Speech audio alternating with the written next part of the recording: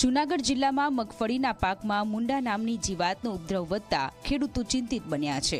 આ જીવાત પાકના મૂળને ભારે નુકસાન પહોંચાડી રહી છે, જેના કારણે છોડ સુકાઈ રહ્યા છે અને ઉત્પાદન પર ગંભીર અસર થવાની ભીતિ સેવાઈ રહી છે।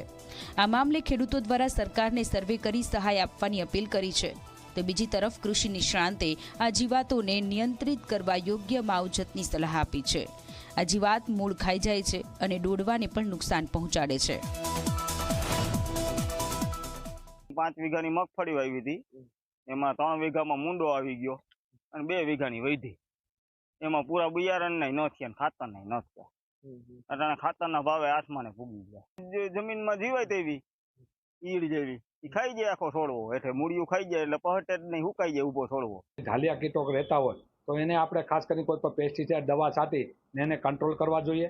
બીજી વસ્તુ એ છે કે જે મુંડા આવી ગયા છે એને કારણે જમીનમાં જે પરિસ્થિતિ ઊભી થઈ છે એટલે મુંડા ઓછા કરવા માટે અથવા તો મુંડાને કંટ્રોલ કરવા માટે ખાસ કરીને ક્લોરોનું ડ્રેન્ચિંગ કરવું બહુ ફરજિયાત છે। એનું કારણ એક જ છે કે આપણે કાચું ખાતર પણ ઘણી નાખતા હોય તો કાચું ખાતર ક્યારેક નાખવાને કારણે પણ મુંડાનું પ્રમાણ વધતું હોય છે।